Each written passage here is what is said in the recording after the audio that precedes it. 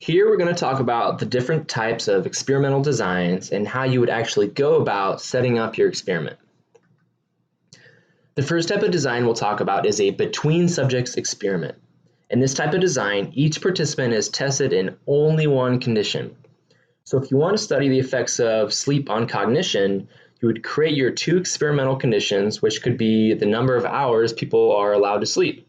Half of the people are assigned to the 8-hour condition and half to the 4-hour condition. So any one given participant is either doing the 8-hour or the 4-hour condition. Groups should be similar on various dimensions such as gender or IQ to make sure that any extraneous variables don't end up becoming confounding variables. When you do split people up into groups, you need to find a way to do that in a way that minimizes extraneous variables. You can do this with random assignment. This is a random process to decide which participants are tested in which conditions. This is not the same as random sampling.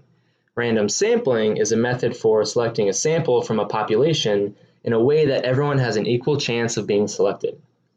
So random sampling is about recruiting subjects, whereas random assignment is about placing those subjects into different experimental conditions. There are two criteria that you need to meet when randomly assigning people to conditions.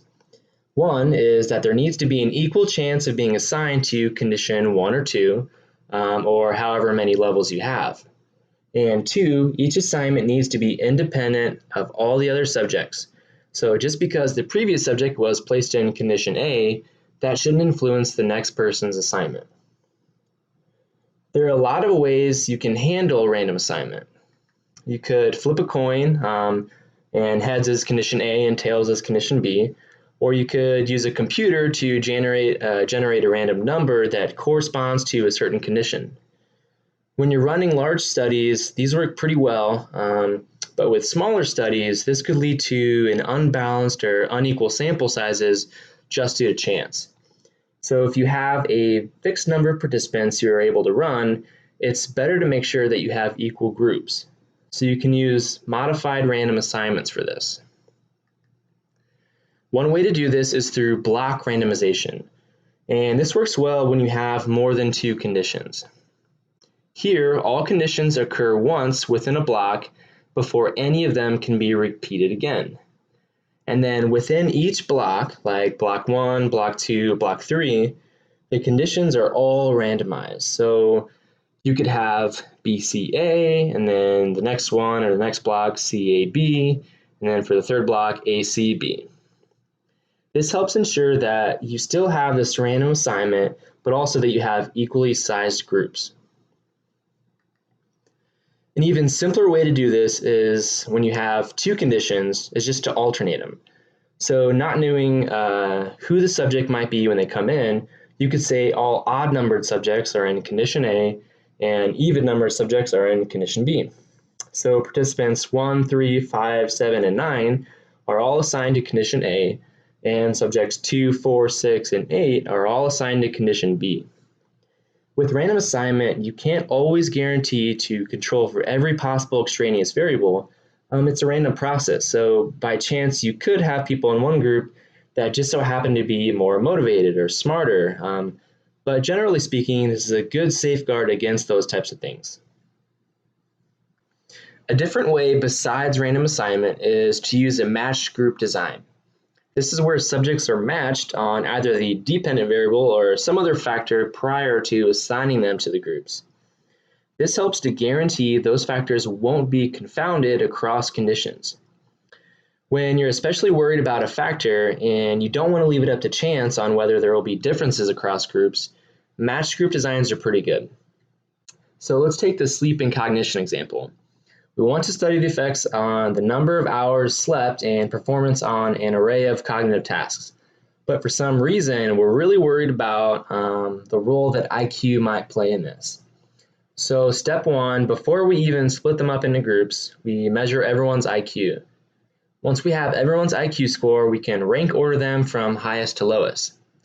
Then we take the first 2 and put them in condition A and B. Then we take the next 2 highest, participant 3 and 4, and we put them into conditions A and B. Then we keep doing that all the way down. This way, there's a good spread of high and lower IQ in each group, and we don't have to be concerned about IQ turning up as a confounding variable. Okay, the alternative to a between subjects design is to use a within subjects design. In this design, each participant is tested under all conditions. Sticking with our sleep study, whereas in a between subjects design, you would either be assigned to the 8 or 4-hour condition, but within subjects design, you do both. So on the first night, you only get 4 hours of sleep, and the next day, the second night, you get 8 hours of sleep. There are a lot of advantages to using this approach, and a main one is that it provides pretty good control over extraneous variables. Here you don't have to worry about matching samples because both experimental conditions will have the same scores on all factors because they're the same people in both groups. So you have better control overall of some of those extraneous factors. Again, an advantage with this approach is control over extraneous variables. Another advantage is that you need fewer people for your experiment.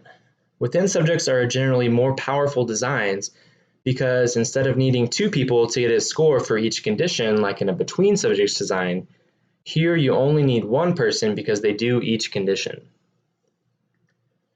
There are some disadvantages to using this approach, however. The first one is that if participants are performing all conditions, it might be easier for them to guess what your hypothesis is or what you're trying to study. If they do that, they could behave differently in one condition or another. Another disadvantage is potential order effects, and we'll talk about this one here in more detail. Order effects occur when responses in various conditions are affected by the order of conditions to which they are exposed. There are a few different types of order effects. One is carryover effects. This is where effects of being tested in one condition carries over on behavior later on. The first type of carryover effect is a practice effect. Say you have 4 conditions, and in each condition they do the same task. Well, people get better over time if they practice something over and over again. So over doing the same task 4 times, people will get better and scores will increase. Conversely, fatigue effects are when people get worse over time due to becoming bored or tired. So if they're doing the same thing 4 times in a row, they might get bored and not try as hard, or get exhausted, so performance might start to tank after a while. One more type of order effect is context or contrast effects. Here, something about one condition might change how subjects perceive a given task. So if one condition they see a series of pictures really quickly, the next block subjects might be more alert, even if the alternative condition is pictures presented slowly. So if order effects are a problem in within subjects design, the way you fight against that is to counterbalance. With counterbalancing, you test different participants in different orders. There are different ways to do this, but the best way is to use complete counterbalancing, where an equal number of participants complete each possible order of conditions. Say you have an experiment with 3 experimental conditions. Well, there are 6 possible orderings for those 3 conditions. You could have ABC, ACB, BAC, BCA, CBA, and CAB. So when participants come in for the experiment, they are randomly assigned to a particular order. This is similar to random assignment from between subjects designs, but here they are randomly assigned to a condition order, not a specific condition alone. So say you're running an experiment with 18 people. You would have 3 people complete each of those orders. When the number of conditions in your experiment is large, however, this could be a problem. Say you have 5 experimental conditions. That's a ton of possible orderings. So you can just randomize the order for each participant. This isn't as strong as complete counterbalancing, but it's still an adequate way to fight against order effects. If you're running a computerized task, you can have the computer randomize the order for you, or you can manually randomize the order. If I were doing it manually, I would first start off by listing out all of my experimental conditions. Then in a column next to it, say I'm using Microsoft Excel, I would generate a random number for each row between 1 and 100. Next, I would sort this table by the random numbers, sorting them from smallest to largest. This then randomizes the order of your experimental conditions for you, and you can use this to present that order to your experimental subject. A couple of notes on using within subjects designs. You can also have simultaneous within subjects designs. Here, we don't have participants doing a task only once, but we get multiple responses in each condition.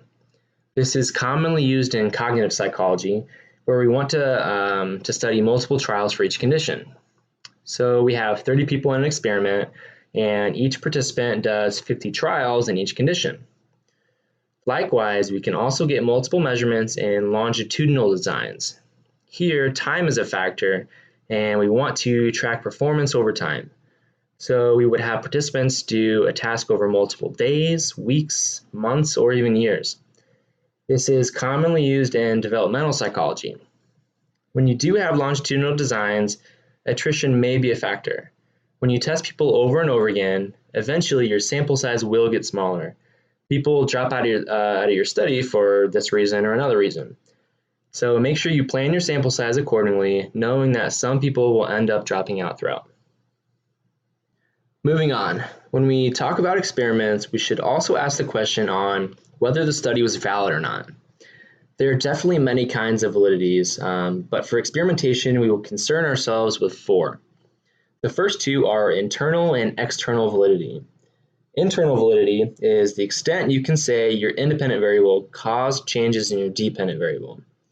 With this, you would have high internal validity if you had a tightly controlled study, like running in a laboratory setting with no distractions and using a computer.